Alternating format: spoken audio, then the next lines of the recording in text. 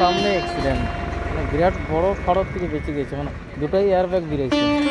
হরে কৃষ্ণ বন্ধুরা, আপনারা সব কেমন আছেন? নিশ্চয়ই ভালোই আছেন, সুস্থ আছেন।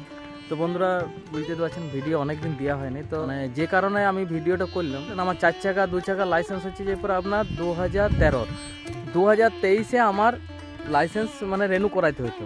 তো দেখি নাই, যেমন চলছে চলে যাচ্ছে। হঠাৎ একটা বন্ধু বলছে তুই 2025-এ আমার রেনু আছে, তাহলে তোরটা কবে আছে?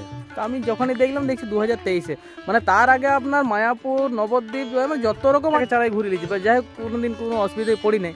যেটা কথা হচ্ছে বুঝলেন, মানে রেনু করাইতে হবে। তো আমি কোর্টে দিলাম কাগজটা, তো শুনবেন কত ফাইন হচ্ছে। মোটামুটি আপনার 4000 টাকার উপর ফাইন লেগেছে, মানে ফাইন লাগছে। আজকে সেই জন্য আপনার বাঁকুড়া চললাম, মানে আমার আজকে ডেট দিয়েছে শুক্রবার। বাঁকুড়া যেয়ে পরে লাইসেন্সটা রেনু করাবো। তো নতুন যদি করাইতে যাই আপনার, ওটা আবার আরও হেপা, মানে 2-3 বার আসতে হবে বাঁকুড়া। তারপর আবার খরচাও আছে, মানে 1100 টাকা করে প্রায় ফাইন পড়ছে বুঝলেন, প্রত্যেক বছরই। আপনাদেরকে বলে রাখি, যদি আপনাদের এরকম ডেট ফিরাই যেতে একবার করে লাইসেন্সটা দেখবেন, মানে বিরাট নাইলে হেপার বহু টাকা খরচা। তো সেই আজকে বাঁকুড়া চললাম। তো রাস্তায় যখন যাই, মানে আমাদের বাড়ি থেকে কিছু না হলেও আপনার 60 কিলোমিটার বাঁকুড়া। তো এই রাস্তায় পার হওয়ার সময়তেই আপনার মঙ্গলাচণ্ডী মায়ের মন্দিরে দর্শন করি, প্রণাম করি, তারপর আমরা বাঁকুড়া যাই। তো চলুন দেখি আর কি হেপা পড়ছে, আপনাদেরকে ভিডিওটা ওই জন্য শেয়ার করলাম। যে আমাদের লক্ষণপুর মোড়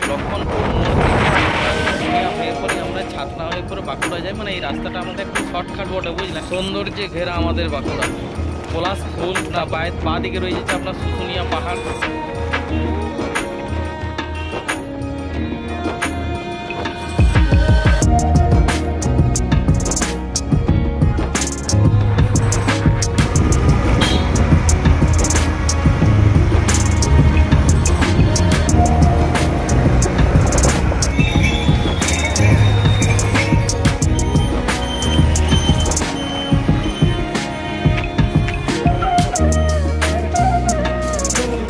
ব্যস্ততার মধ্যে ওনারা থাকেন।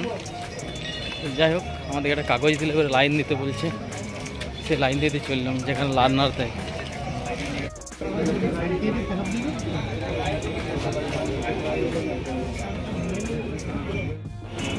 লাইন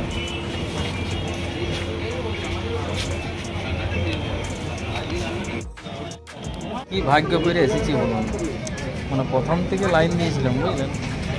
তো আমাদের লাইনটা মোটামুটি মিডিল পজিশনে আমরা চলে এসেছি, আর লাইন হয়ে গেছে শেষ পর্যন্ত। তো ব্যাপারটা হচ্ছে যে এরপরে হঠাৎ করে একটা গেট খুলে দিল, এই গেটটা। তা আমরা পড়ে গেলাম সেই পিছনেই বুঝলেন, না এই দিক থেকেও পেছি নেই, এদিক থেকেও পেছি না, এইরকম অবস্থা। 11টার সময় লাইন দিয়েছে, 1টা বাইতে ছিল, মানে যারা শেষে ছিল তারাই প্রথম হয়ে গেলো, আর আমরা সেই পড়ে রয়ে গেলাম। কারণ আমাদের লাইনটা টানেই নেই, একটা মেশিন নাকি খারাপ, এই তো হেপা। সময় থাকতে করানোই ভালো, বেশি করাইতেই হবে, লাইন দিতেই হবে। বাঁকুড়া আমাদের যাওয়া লয় বুঝলেন, মানে সারা দিনেরই খেয়া, মানে লাইসেন্স তো করাইতে হবে, কারণ গাড়ি নিয়ে যেহেতু চারিদিকে যাওয়ার অভ্যাস আছে। ওর থেকে ফিরার পথে খাবারের হোটেল, তো এই ছাতনার সামনেই এই হোটেল, দাদা বৌদি নিজের হাতের রান্না। তো সেই চললাম আপনার দাদা বৌদির হোটেলে। তো দেখি চলুন খাবার কেমন।